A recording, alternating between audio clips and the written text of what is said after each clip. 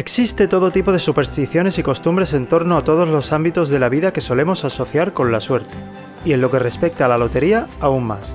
Pero creo que en este sentido, el sorteo de la Lotería de Navidad en España se lleva la palma.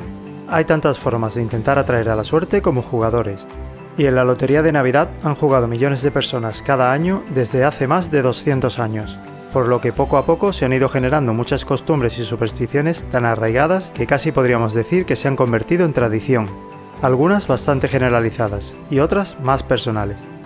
¡Comenzamos!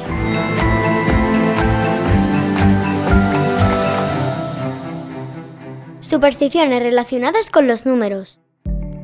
Quizás la costumbre más extendida relacionada con los números sea la de jugar siempre al mismo, normalmente eligiendo uno que represente la fecha de algún evento destacado en la vida del jugador, manteniéndose fiel a ese número esperando que toque algún año, ya sea buscando cada año ese número para comprarlo o directamente abonándose a él, es decir, pidiendo a la administración de lotería que nos lo reserve cada año. Este comportamiento se ve fuertemente reforzado por el temor a que ese número salga premiado justo el año que se decida no comprarlo. Por este mismo temor a que salga premiado un número que conocemos y que hemos podido comprar, muchas personas evitan a toda costa mirar billetes o participaciones que no tienen intención de comprar, porque se sentirían muy desafortunados si recordaran ese número y finalmente resultara premiado sin haberlo comprado. Otra costumbre clásica es jugar a un número que se corresponda con la fecha de algún evento importante, a nivel nacional o internacional, ocurrido ese mismo año, ya sea positivo o negativo, como la victoria de la selección en el Mundial de Fútbol, la erupción del volcán de La Palma o la fecha en que se decretó el estado de alarma en España debido a la pandemia, esperando quizás en estos últimos casos que algo tan negativo traiga por contra algo positivo en forma de premio. Existe cierta percepción subjetiva que lleva a algunos a afirmar que un número es feo, un detalle que dificulta su venta, aunque son muchos los casos en los que esos números poco agraciados han recibido importantes premios, como por ejemplo en 2002, que varias administraciones de Granada tuvieron problemas a la hora de vender el 91, que finalmente ganó un cuarto premio.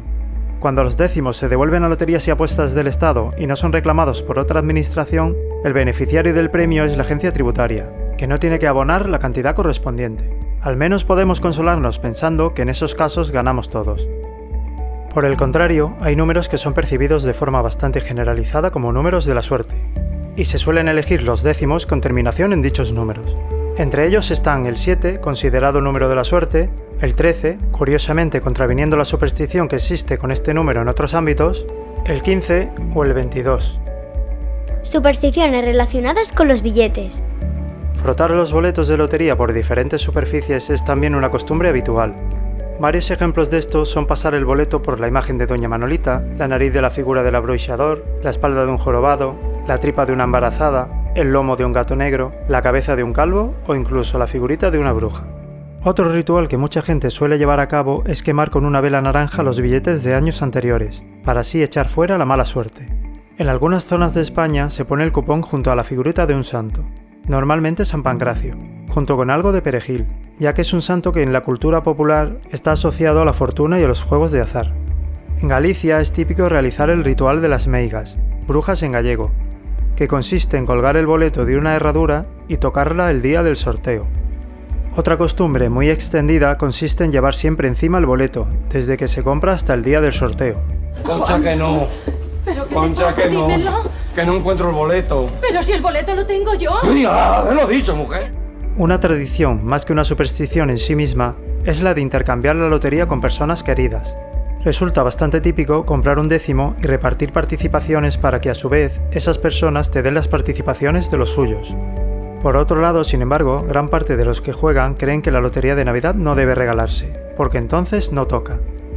Muchas personas creen que si un número pasa por sus manos han de comprarlo, o que si compran uno por encargo deben comprar un décimo del mismo número para sí mismos, de nuevo para evitar la sensación de haber estado cerca de la suerte y haberla dejado pasar.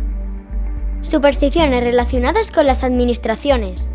Como ya comenté en el vídeo de historia y curiosidades del sorteo de Navidad en España, en cuanto una administración reparte un premio grande, especialmente si es el gordo, los años siguientes aumentará considerablemente sus ventas, debido a que la gente cree que si ya ha tocado allí una vez, la buena suerte volverá a repetirse.